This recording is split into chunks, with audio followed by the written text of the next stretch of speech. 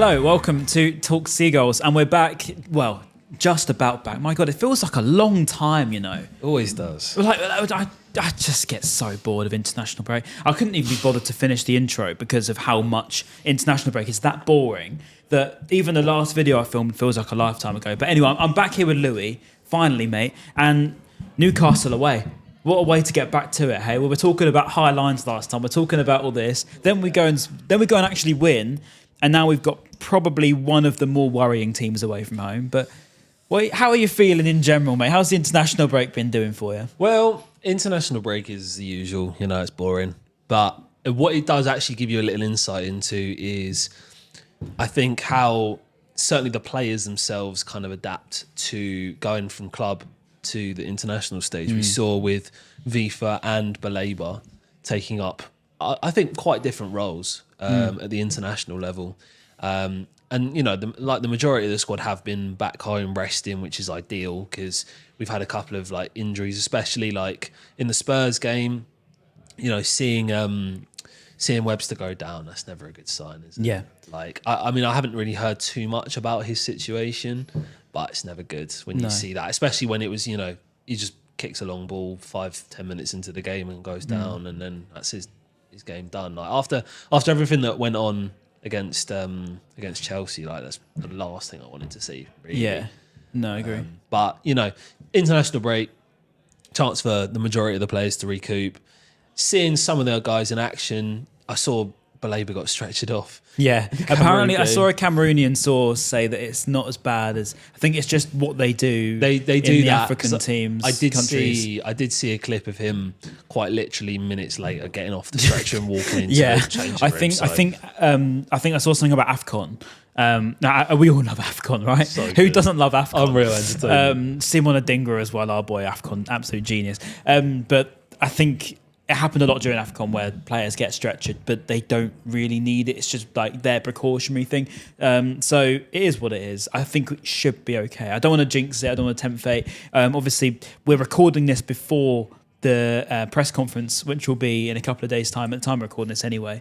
Over in the Caxton, by the way, not said it yet. A couple of beers today. Look, haven't had a drink here for a couple of weeks. We've been doing it with waters, so we're back on the beers today. I want to see some. There you go. We're backlit. We're well and truly back. But yeah, no, I agree. The injury concerns are there, but there are some good signs in that Simon Adingra is back in training anyway, and obviously Jan-Paul van Hek has been pictured in training as well. Obviously Jorginho was, I think he was pulled, but I don't think it was anything too serious in the French squad, the under-21s. He's been pictured back in training as well. And I think overall we're just looking okay in terms of squad. It's more the defence. As we know, as you say, the Adam Webster thing is a little bit worrying. But as we saw against Spurs, actually in that second half, we didn't look too bad at the back. It was more that first 45 was a bit worrying. But I thought second half, once we had Igor settled in a little bit, we looked okay. Yeah, I mean, I don't think the defence, well, I mean, to a degree, the defence was the issue. I think maybe we looked a tiny bit toothless going forward. They got two clear-cut opportunities and then they score them both. Yeah. Right? I mean, maybe the second goal, you could have argued that Bart can do better with that. But again, it was just, I think at that point, the first goal goes in, you know, Jorginho gets dispossessed in a slightly dangerous position. They then immediately go and score from it. And then, for the second goal, having that happen. Second was just so easy. That's what frustrated me so much. And it wasn't the highline issue either. Like the one that we've been talking about before where, you know, we got caught far too high up the pitch. And Igor, he's not a slouch. He's not quick, but he's not a slouch for sure. And I think the way that we adapted after Webster went off actually was quite good in terms of the way that we kind of, like we talked about it before, about showing opposition a bit more respect. Yeah. Because, you know, with that front line that Spurs had when you got the likes of Timo Werner, who's rapid, you've got Dominic Solanke, who's no slouch, you've got Brennan Johnson, who is in red hot form. You've got to give him all the respect. Johnson's looking for that Vardy record, isn't he? He is, and he's really on one at the moment. And they've got, you know, Udogie and Porro doing the overlapping as well. Like, there's speed all over that Spurs team, especially out wide. So I think the way that we really did adapt to kind of just sit off, give them a bit more respect, I think it worked. It worked in that sense. So second half, obviously, we came out, or I don't know what Hertzler said at half time, but he obviously got into him. Yeah, well, this is actually really interesting because I think Jack Hinchelwood said something, didn't he, about what was said at halftime, and actually, I think the majority of it wasn't manager-led at all. The majority of it was actually players. I think Welbeck said the same, didn't he? I think it was Jason Steele, JP Van Hecker as well was in that conversation. Yep. Milner. And Milner, yes. Yeah, so, one testament to the sort of leadership we got in the squad, not just on the pitch but off it. But also, interesting to see what sort of thing Hertzler's going for there in terms of, he doesn't like to come up to the crowd after the game, does he? He likes to give the credit to the players, doesn't want to take any sort of credit for it when we do win. And I think, in the way he changed it, whether he'll want to take credit for that either, whether he doesn't want to take credit for it and give it to the players, or whether he is just one of those sort of people that, isn't as hands-on, likes to just give the, sort of power to the players and say, look, you're all very good at what you do, obviously, otherwise you wouldn't be in this position. So you know how to turn it round. And maybe that's then if they do start to dip below that, is that we're there when he comes in? I don't know. There's different sorts of leadership styles out there. Whether it works or not is a long season to be said, isn't there? Of course. Yeah, exactly. But yeah, I think in that second half, you're right. I think in the Spurs, I mean, obviously the first half, the warning signs were there. I thought we looked quite poor, to be honest, in that first half. But second half, we really, really surprised myself. We surprised, I think, everybody really watching the game. It's the first time we've ever turned around a game from 2-0 in the Premier League, or at least in the top flight, something like that. That's crazy. And yeah, it's a complete testament. And defensively, as I said, Purvis Estupian's now back and looking, almost back to his best. He came on and did a really, really good job with Karo Mitoma. He's yet to be seen what Ferdi Kadioglu is really going to bring yet. I mean, he's very, very new. But did very well for Turkey, I heard. He did. He had a very, very good game in the international break. And obviously his role with Turkey is very, very different to what is asked of him at Brighton and also at that international stage. And it's not a disrespect to the international fixtures themselves, but it's not quite the same as, the Premier League where you've got so much, such a diverse pool of talent all over the pitch. There's so many different threats to think about. And obviously, he's still new. And you think about when, for example, Purvis, when he first joined, first couple of games. Oh, he was all over the place. Exactly, he was all over the place. To be honest. People got onto his back and they were like, he's only played 2-3 matches at this point. But then come towards the end of the season, the partnership he formed with Mitoma. Yeah. Phenomenal. Well, mate, that Mitoma Estupian, that is one of the best partnerships up there. And I'm going to say it right now. Do you know what? Clip it. Do what you want with it. That is up there with one of the Kane and Sons of the duos. That is up there. I think the output that they had in 22-23 was ridiculous. Under De Zerbi, obviously, he got the best out of Mitoma. Really, really got the best out of him. And we saw real glimpse of that against Tottenham with Mitoma. We haven't seen him take a proper game by the scruff of the neck like he used to, and for obvious reasons, right? He's been injured for so long. He's been sort of struggling to get back into the team consistently. He's well and truly back, I thought. And to have that link with Purvis again, I genuinely would go as far to say when they're on their best form, I struggle to think of many left sides that can be better than Mitoma and Purvis Estupian. Oh, absolutely. 100% agree, because their games complement each other so well. And I think, you look at the way that Estupian can deliver a cross on that left foot, it's so instantaneous, it's so dangerous. And the fact that he can overlap and he is as dangerous going forward as Mitoma is. So there's always two threats to think about. And you saw last year when Purvis was off the pitch, right? And Mitoma is basically holding down that left side on his own. They had you remember in Europe as well, they had 2-3 people marking Mitoma at all times. Yeah. Because they didn't have Estupian overlapping. Yeah. They didn't have to worry about it. Yeah, and no Solly as well on the other side. I think exactly. We took so many hits last season. You actually forget how light we were. Yeah. Because, when everyone sort of looks at this is a big thing about Mitoma, because people were like, he's been found out, whatever. But when you think about that. Mate, it's stupid, right? It's stupid. Yeah. I think if you've got half a football brain, you can see that Mitoma's one of the best, will go down as one of the most technically brilliant players ever been here, full stop. I think he's probably arguably already there. Fair enough. So my point is, when people sort of say, Mitoma fell off. I saw that a lot. I saw Mitoma fell off. We haven't really seen the real Mitoma. He's not been in the games as much. He's in and out of form. And I just think, when you look at that team that he was with last season, and not just about the players, I don't want to talk down on the players, but as you rightly said, the games that each of them play between Purvis, the profiles of Estupian and Mitoma suit each other so well.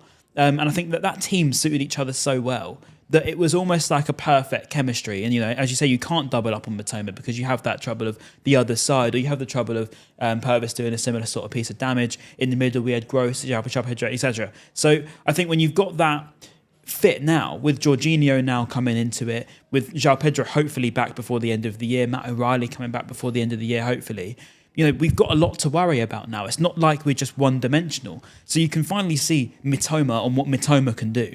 And what Mitoma can do, as I said, I think he's up there with one of the most exciting wingers in the league.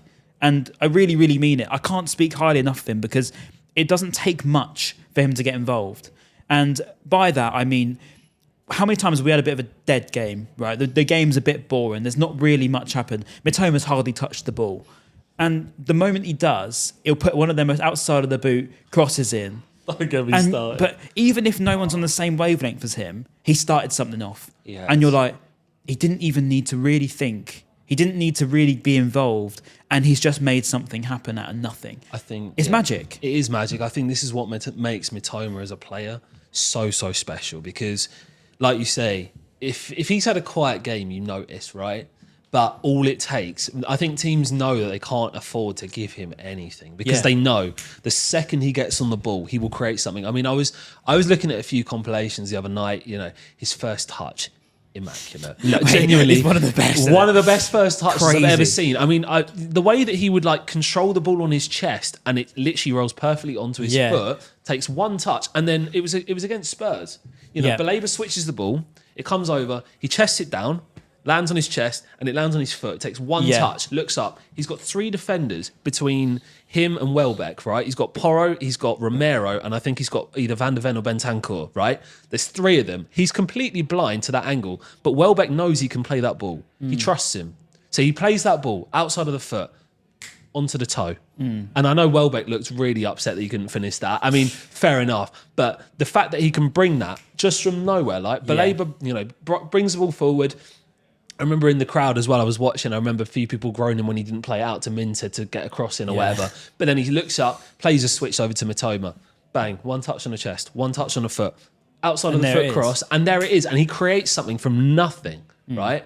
It's just that moment that he can bring, like you say, his first touch is phenomenal. I think his passing genuinely is so underrated in his skill set. But how many times, just on your thing about this first touch, how many times did JP Van Hecke, before his injury, play that pass across? Dunk's done it many times, that sort of drilled ground pass across, daisy cutters. And the amount of times we've seen not just defenders playing it, Caicedo, I remember, played that ball across for the Everton goal. If you remember when he sort of cut inside and then dummied in.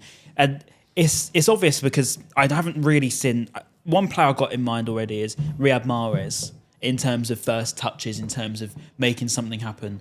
That's probably the comparison that comes to mind for me in terms of that elastic foot.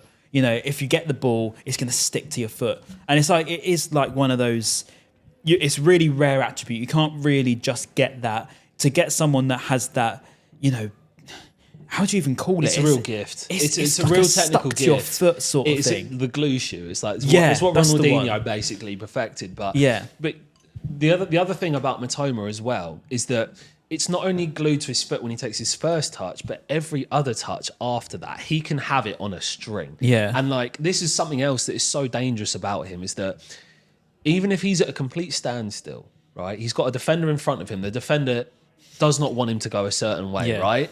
But Mitoma knows that he can make the defender go wherever he wants. Yeah. Wherever he wants. And it's like, you see him from that standing start, his first step, the way he can accelerate from a standing start to full speed with the ball under full control is unreal. Yeah. And there's barely anything you can do about it. And I saw, it was a clip from, I think it was City last year. I think it was City at home. And he's running at Walker, right? Walker is showing him the outside because he knows that he can do him for pace. He wants Mitoma to take a big touch. He can then cut in, sweep in, take the ball, whatever. Right, fine. So he knows that Mitoma's going to want to shape in. So he's like, you can have the outside, no problem. But I know I can just turn in and cover you up. But he's not expecting Mitoma to do that. Yeah. So then he feints. He takes one tiny touch inside, throws Walker off balance. Bang, he's gone the other way down the outside. And he's created a cross. Yeah. Just from that. And this is Kyle Walker, who is, he's regarded probably in the future will be regarded as one of the best right backs in the Premier League. Yeah, of course ever. he will. And the fact that Mitoma can just do that, just run at him, and he knows at any point he can just take control of the situation. Yeah. Without any warning whatsoever. Yeah. It's a real gift. It's And a really, really special Walker, gift. as you say, he's used to running between situations. But I think with Mitoma as well, I remember it was at City, Etihad. And he, again, it's the similar sort of thing. I think it actually created the goal for Ansu Fati at the time. And it's that sort of slow down and then speed up. You know, I think that because you can't really stop that, because you can't really predict it, can you? No matter how good of a defender you are, if someone slows down and speeds up and they're quicker than you, they're going to get around you. Yeah, it's the change of speed. It's the change of speed. Like, it's great to watch. When you're in control of that ball, obviously you can dictate the pace of the game. But it's the way that he can do it, like the speed at which he can do it. Yeah. You know, he goes, he stops. Yeah. The defender's then stopped in front of him. He doesn't know which way he's going to go, like a deer in headlights, and then bang, it's gone again. I love this Mitoma prop because he deserves it. He really does. He does. He's had so much slander in his He does. name. And I'm amazed, right? And obviously there's the neutrals or whatever, the casuals on Twitter that kind of go, oh yeah, he fell off. What happened to Mitoma? He disappeared, right? But when you understand that this guy was injured for, he must have been like 5-6 months. Yeah, a good 5 months, 4 or 5 months. You noticed when he wasn't in the side. Yeah, of course you did, yeah. You noticed it, and it was very, very clear how much weaker. I don't know if I say weaker, but how differently the side plays. It changes the dynamic, doesn't it, with us? I mean, it stops the way we attack and we change completely. But it's not just Mitoma, because on the other side, obviously, is Minte. Again, another one that's been, I wouldn't say unfairly treated, because he has been a bit in and out, but it's what you'd expect from a teenager, right? Again, looked great against Spurs. And it's another one that, coming up against Newcastle at the weekend, former Newcastle talent himself, that they pretty much forced out the door. It does make you wonder whether they'll live to regret that one come Saturday afternoon, but we'll see. Little revenge game, who knows? I mean, he'd be up for it. I wouldn't blame him, because they did pretty much force him out, didn't they, with the PSR rules? Yeah, and I think he's got a point to prove as well. Like, there was a lot of hype, there's a lot of expectation behind his signing. He went for a lot of money, right? And, he hasn't had the most successful start, like the start I think everyone expected him to have. But again, this kid is, he's a teenager. Yeah, right? You can't expect someone to just step in unless they're a literal world beater. I feel for Minte, because he's come on a huge price tag, right? And he just, I guess people don't treat him like a teenager, because I guess he looks a bit older than he is. People don't really think of him as being the kid, because when you look at, like, all due respect to Hinch, he looks like a kid, right? You look at like Valentin Barco, he looks like a kid. I think Minte, no disrespect to the kid, but he just doesn't look like a kid, does he? I don't know how to explain it. I'm sorry, I feel really bad for Januba now. But I don't know, people just give him the different treatment. They don't give him that leeway that maybe he should have, because he's 19. It's a similar sort of age to Ferguson. I think he's just a year older than Jack Hinchelwood, younger than a lot of others. So, yeah, I think he is given a hard time. We've seen how electric he can be when he wants to be. He sort of kick-started that comeback, didn't he, against Tottenham with the goal, and was very clinical in doing so as well. It's not an easy finish, despite the sort of way the ball came to him. Again, a Mitoma cross. But, the way the ball came to him was quite quick. He had to adapt to the situation, and to get the power behind that shot as he's turned round is not an easy technique to do. Snapshot, instinctive. I think that instinct, that's going to be really key for us. I think certainly the problem was under Potter, and I think to a degree as well under De Zerbi, is that we almost tried to walk the ball into the net every single time. But you saw the likes of Mope, right? Every time he had a snapshot, the first time shot, we would score. It's the element of surprise. And I feel like if Minte can really build that into his game and really make that a staple, that sort of finish, right? It's not an easy finish. Like you say, the angle is tight. You haven't got much time. The keeper's closing you down. The defender's closing you down. It's a tight angle. To get that sort of shot off is not easy at all. No. But we've lacked that. We have lacked that. Especially when the mood's down. Exactly. When you're in that situation, when you're 2 goals down, like you say, your heads are kind of up in the air a little bit. You're not really sure what to do, like how you're going to really, like you say, kickstart this comeback. But it took that little bit of Mitoma magic, gets down the wing, plays that dangerous ball. All of a sudden, the defence are like, well, what do we do? Yeah. And then it just happens to fall to Minte, who had the presence of mind to put that away. And the way that he also I think throughout that game, he gave Pedro Porro a lot of problems. And Pedro, sorry, not Pedro Porro, it's Udogie. I know who you meant. He gave Udogie a lot of problems, and Udogie's, he's well respected already in the league. Yeah, of course. He's not played for very long. I mean, to be honest, I know they get a lot of stick for their high line, but that Tottenham defence personnel-wise is very good. It is good. I mean, the only person I actually think is any suspect in that Spurs line is Van der Ven. Romero. Ooh. No, not Romero. Surprised you didn't say that. Romero. It's Romero's quite a, he's got that sort of brash gene, but because of his physicality, I think he intimidates a lot of forwards enough to then not even have to try and foul people. Whereas with Van der Ven, right, people sort of go, oh yeah, he's quick. But the way that he was made to look, I'll be honest, he was made to look pretty silly by Jorginho for most of that game. He just... To be fair, a lot of people were. And that's another thing about Jorginho. That's probably his best game. I'd definite.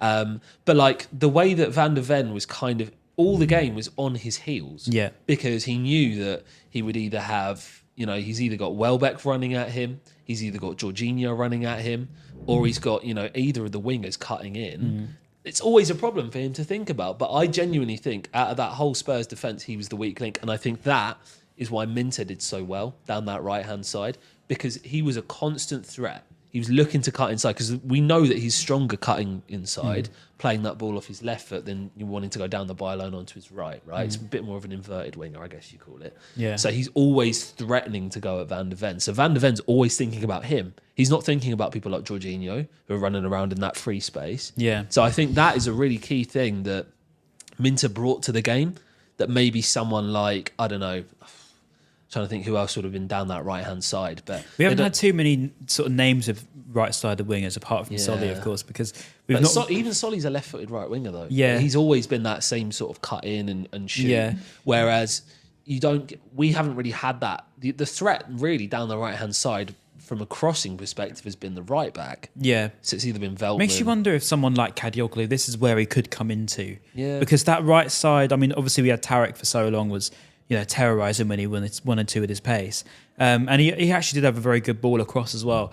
We probably missed that overlapping run on the right side. As much as I love Veltman, I think Veltman's a great player. He's Mr. Consistent. He's shouldn't and rightly will go down as a Brighton cult hero. I love him. Love the man to bits. He's pushing it though. He's pushing it. That legend status. I know he gets thrown around a lot, but he's certainly getting there. And he does a lot off the pitch as well, which is really admirable. And I think he's a great guy as well. And he's just one of those that I think, as I say, he's Mr. Consistent. He's 7 out of 10 every single week.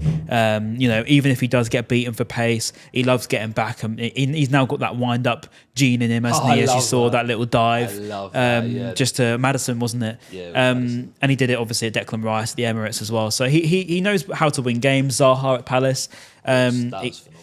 But it's things like that make Veltman great. And I think that's brilliant. You just wonder where Kadioglu comes into it, in the sense of, tactically, of course, Veltman, in his probably own admission, won't back himself making an overlapping run, probably wouldn't back himself in that position, but you'd back him to do most other things that a right back should be able to do. Yeah, exactly. He's more that sort of defensive-minded right back, a bit more of a traditional side, but... I'm not knocking Joel, by the way, because I think he's brilliant. Joel I love whatsoever, him. because his defensive qualities have really shone through. And going forward, he has done bits and pieces. He scored a few goals, hasn't he? He has, but I think the main threat is going to be, you remember it was Gross, really, that was the one that would sort of drift out to that right-hand side, hit a few turns, and then bring the ball in. Yeah. Right? It's that help, I suppose, that was the main threat that we've had down the right-hand side for the last couple of years, because obviously Solly's been out of the team for most of the time due to very unfortunate injuries. Yeah. So that right-hand-sided threat has pretty much been exclusively Gross. Veltman, like you say, is not the strongest in terms of his attacking output, right? Yeah. And again, he's still very, very good player, but it's not the same as someone like Gross. And you got Lamptey as well, who, again, when he can stay fit, very much, very dangerous player, but it's that same output you just don't get because he's not on the pitch all the time. Yeah. So, I think Kadioglu, we know his crossing is probably one of his strongest assets. And the fact that, he can bring those balls in. And I think you did see it a little bit at Spurs, actually, in that first half before he got hooked. A couple of those balls where... I didn't think he was that bad. I don't think he was bad. I was a bit perplexed by him being taken off. I thought maybe they were going to switch him onto the right. Yeah, it worked in our favour, don't get me wrong, because Purvis was really good, as I said before. Yeah. But I saw a lot of things about Kadioglu, and I thought, actually, of that first half, as pretty dull as it was, I thought he was probably one of the ones, other than Belabor, that looked quite okay. Yeah, he did. But he tried to make things happen. Mitoma as well. He tried to make things happen. Had a couple of crosses into the box, and to be honest, in that first half, the only thing that was really going for us was crosses into the box. And Kadioglu made probably 2 of them. So I thought he was fine. I was quite surprised by how much outrage he actually got. To be fair to him, because I thought he was okay. But I think when you look at the broad base of the team, I don't think he starts again this week. I still think it will be Veltman, and I will push you for your team as well in a minute, by the way. Although we'll probably collectively decide it really, because you've already got realistically Igor and Dunk, Veltman and Estupian most likely going to be that back four, haven't you? Yeah, I mean, I'm not entirely sure that Estupian will start just yet. I mean, in an ideal world, You think Kadioglu starts again? No, I think Hinchell would go left back. And I only say that because I'm not entirely sure that Purvis is fully Against fully Harvey fit. Barnes and Gordon, though. Yes, however, I think if we're forced into playing Veltman, who again by his own admission probably isn't the quickest, you saw the way he dealt with Zaha. It was very much dropping off, and it's whether that personnel match will work with the tactics that Hurt still wants to play. So I think it'll be interesting to see how he approaches this game. But I think with that back, obviously the goalkeeper and back four, I think we can pretty much agree on maybe either Hinchell or Estupian, depending on fitness, I'd say. Yeah. And then I think double pivot, I'd actually quite like to see Vifa and Belabor. Viva, do you know what? I'm glad you said his name, because I thought he was very good for the job he needed to do, because I thought the actual decision in itself surprised me when Hurst brought off Belabor. I actually thought, don't know about that one. That's one I thought is on a sabotage mission to get rid of this game. But actually, I thought Viva was actually really good in the job he did. The first thing he did, I think, he sort of just gave away. I think he got a foul, a really, really cheap foul, and just sort of wound him up a little bit. And I thought, sounds silly, but that's what you need. Someone with that little bit more big game experience, someone that's, unlike Carlos, where I absolutely love the guy to bits, but probably with that, he hasn't got the experience to maybe kill the game off. You're probably going to see him get the ball, try and turn with it, and maybe try and play the risky pass. I think what Weaver's going to do is very good, and that's he's going to come on and maybe just slow that pace down a little bit and say, no, it's all right. I know how to deal with this. And I think that he did that quite well. So I give him credit for that, actually. So I'm glad you mentioned his name, because that dynamic between the two of them, obviously Hinch as well in there, could be quite nice. Depends ultimately on where Jorginho plays in that sort of 10 role. But there's only 11 players on the pitch at the end of the day, and we've got so many good ones at the moment. Yeah, true. I think, I think we'll obviously persist with Jorginho at the 10, provided he's fit. I think it makes sense because he was probably he was immense. Threat. Yeah, he was immense. So you've got those two, and I think Vifa will probably play the more holding role, let Belabor have a bit more freedom to weave forward like he has been doing a lot. And then on the wings, Mitoma, I think it's pretty obvious. You want Mitoma on the pitch. On the right-hand side, Minter played a lot. He played a lot of minutes. And this is one other player I want to get onto. Do you know what I'm going to say? Go on. Brian Gruder. Oh. Now, he only played... Cole Palmer regen is what I was told. He only played, I don't know how many minutes it was, maybe 15 minutes. Yeah. So in that time, right, I mean, there was a few people I was sat around that was sort of, he tried to play a couple of passes and then he lost the ball. Or he was very raw, wasn't he? He's raw. But again, he almost had a goal. And I think it was just in that moment where he got into the box, he took it past 2 or 3 people and he was like, do I pass? Do I shoot? I think he was, maybe the nerves you could see on him, to be fair. I think you could see the nerves. And I also saw it full time, he was down on his haunches, he was sat down and he looked a bit dejected, I think, because he had missed his opportunity. But I think also the fact that the boys came over to him straight away and I don't know. Everyone gave him a hug, didn't they? I think it was Carlos. Exactly. A lot of people could sort of were really proud of him. Yeah, they were proud of him because I think for a debut, I don't think there's absolutely anything you can really complain about. Yeah. The role that he came on to play was to be that last counter-attacking threat as we sort of just started to sit off a little bit, just not invite pressure, but just to consolidate our lead and make sure that we kept them at bay. And he would be the outlet for that counter-attack should we get the ball, launch it long. He's going to get onto it, run at the last defender, right? And I think he played that role really well. And it was towards the end, he got the ball, picked it up, played it out to, I think it was Mitoma, and then cut in and then almost got the goal. And I think from what I saw, barring, the first couple of passes where obviously you're going to be a bit nervous, lost the ball, I don't think he had a bad debut. No, nor do I. whatsoever. No, nor do I. I think you're right. I thought he was pretty good. It's just a question of whether he start. I don't think he'll start. No. But on that right wing, it's whether then because obviously we said Adingra is back. He can play that right hand side. Obviously not favourable, but maybe he's gotten used to it a bit more now, though. To be fair, I think he's had to, and I think he actually looks a bit more confident using his right foot. Yeah. Because I think it was pretty clear. Sorry, his left foot. It was pretty clear that he only wanted to go one way. Only wanted to go one way. Yeah. So I think he's had that. He's been forced to adapt. To playing that sort of. It's maybe not a bad thing in the long run for him. In fairness, not I mean that sort of what choice have you got, mate? You got to do it because we need you. Whereas now we've got so many options that it's maybe favoured him a little bit in that, okay, so when you can come on for sort of 10 minutes here and then come on for 20 minutes, but actually all that experience you got the last couple of years of playing where you probably didn't want to, you're now going to be quite comfortable to do it. You're going to be quite confident taking on your man, as you say, going both ways. I still think it will be Minte, if I'm being honest. Ideally it would be Minte. I think he was probably he's probably the second most dangerous outlet that we had. Although that's not to take anything away from Danny Welbeck, who is someone I'd like to get onto as well. Yeah, we can finalise on Danny because it's like leaving the best till last, isn't it, really? The sort of fine wine that is Mr. Danny Welbeck. He's really looking for that legend status. I tell you what, I put a thing on about him and I said that he's becoming an Albion legend. And it went on literally the polar opposite two ways here. Because I had some people saying, Ryan, you're an idiot, I hate our modern fans, saying that he's even close to being a legend because he scored in pre-season, right? One in itself was one of the stupidest things I think I read in a while. Secondly was, Ryan, what you want about, he's already a legend. And I was thinking, how can we be living in the same fan base, watching the same games week in, week out, yet have opinions so polar opposite? But I thought, you know what, that's football, isn't it? That's what we're here for. I still stand by the fact that he is very, very close to that legend status. If he's even got there already, Louis, do you reckon he has? I think, to be honest, how long has he been at the club now? 4 years. It doesn't feel like it, does it? Not at all. It doesn't really feel like he's been at the club that long.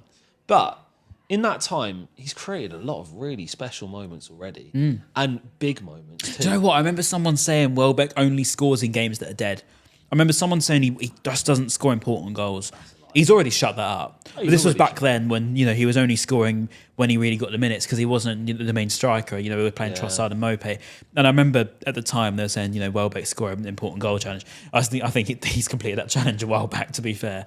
Danny Welbeck, though, he'll definitely start for a start.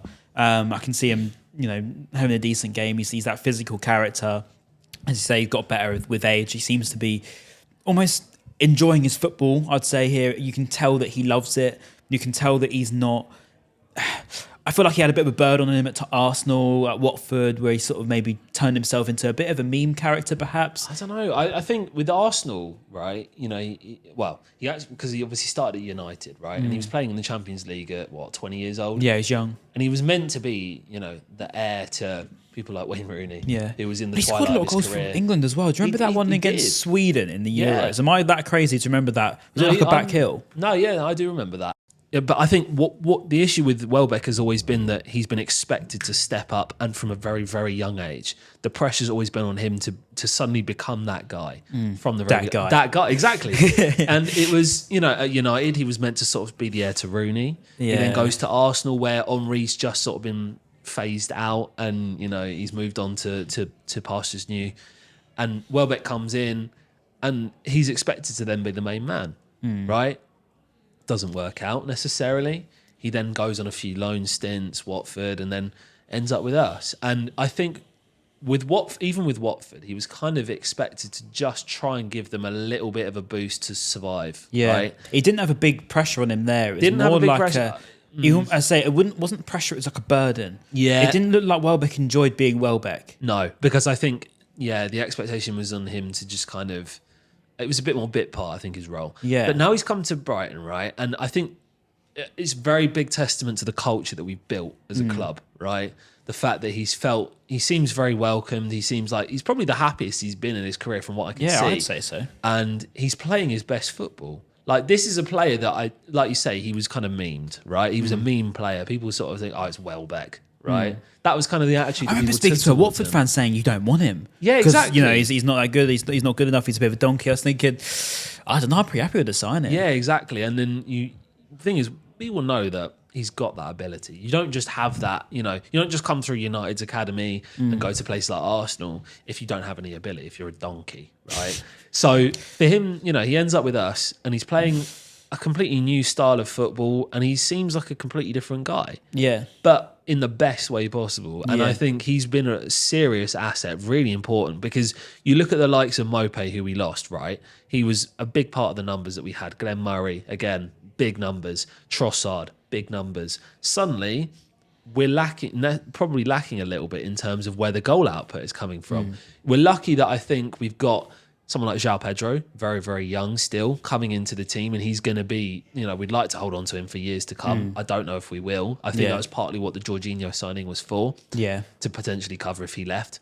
Evan Ferguson, we have to remember he's still only 19 years old, and you know, he could go so far. We all know he could go so far, but in the absence of those guys, who's been the man to step up? Yeah. Danny Welbeck. Always been the man to step up. And, you know, having him and Pascal Gross created such a good partnership, right? I think it was very, very underrated, the partnership they had, the connection they had on that team.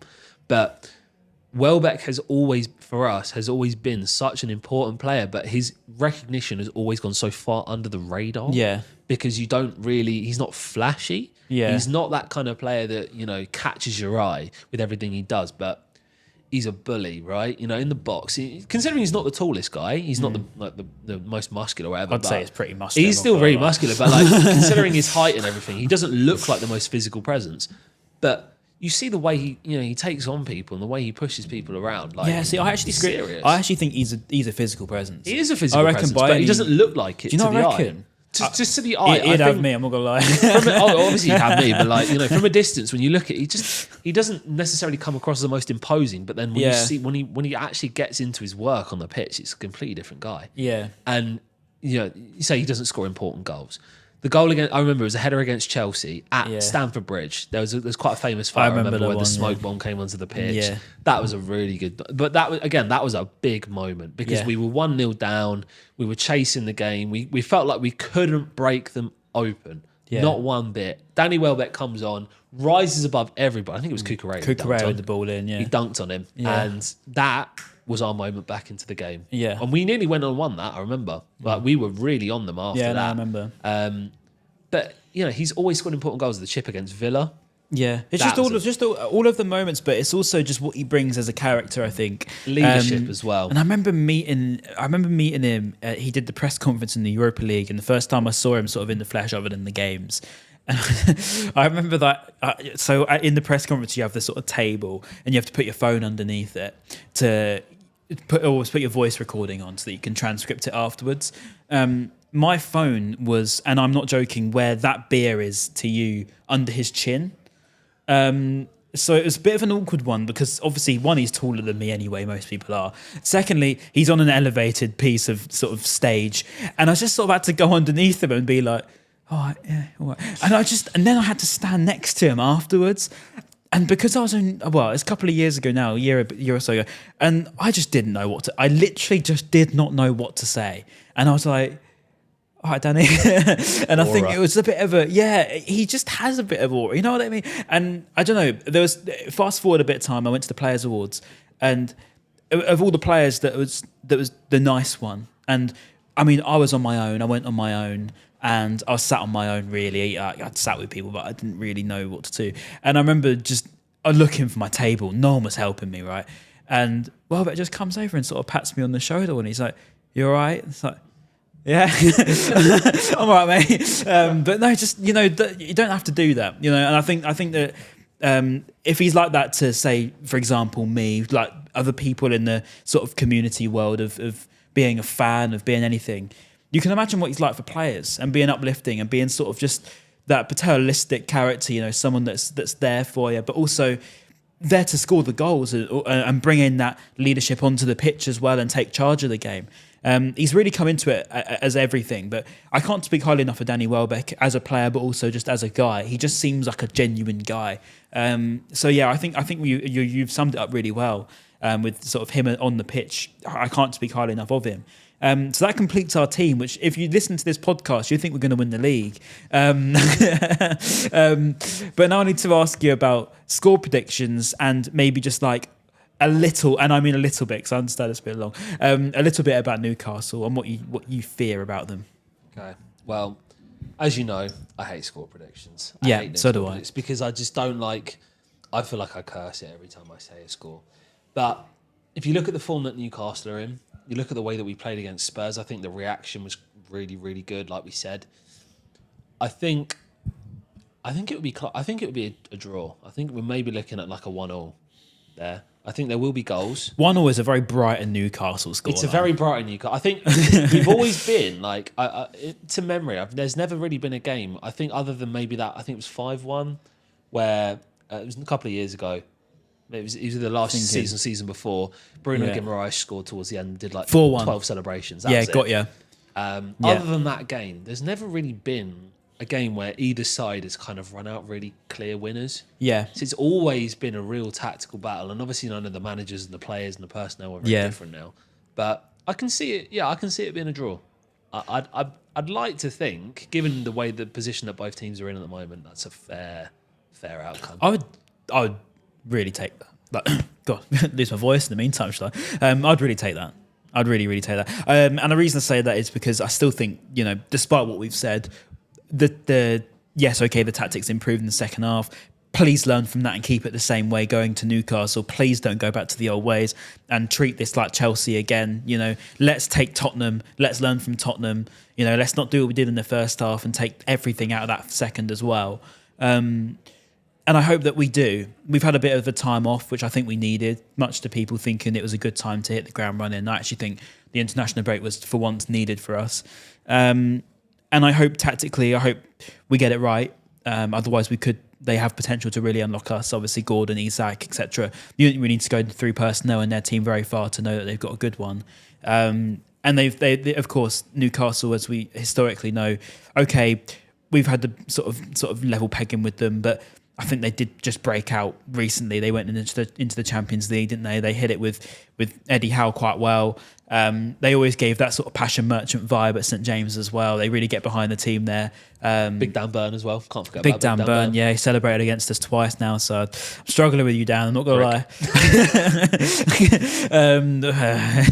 Yeah, I did like you, but he's never gonna see it, I don't care. Let's say. I don't know. I think 1-0's not far off because last time was 1-0, wasn't it?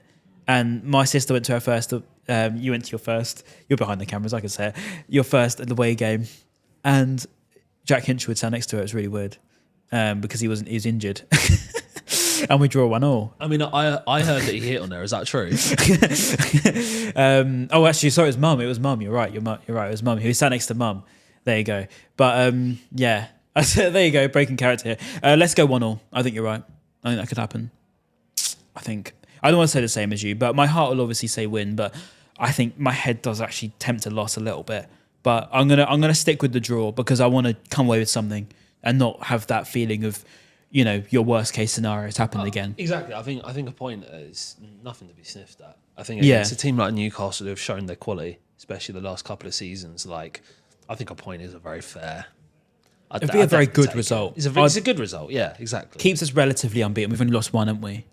One game, which is I'm taking it. I think a draw would be a very good result, but we'll see. St James is next. My goodness me, we'll see what happens. Drop your score predictions in the comments. I want to hear your sort of not rogue opinions, but I want to hear what you genuinely think going into it. Are you happy with where we're at the moment tactically? I know it's a bit of a hit and miss one. It's very 50-50, hot and cold. I think a lot of people have different opinions on it. I know I'm sort of in the on the fence scale of not quite liking it, but willing to be proved wrong. But we'll see. Louis, been a pleasure as always here at the Caxton. I'll see you maybe after the game, maybe not after the game. We'll see. Yeah, we'll see. Make sure you follow Louis. Make sure you follow Talk Seagulls. Of course, come down to Caxton Arms in Brighton, not far from the station. And we'll see you, next time's a home game. So we'll see you next time against Wolves in here. And goodbye. Thank you.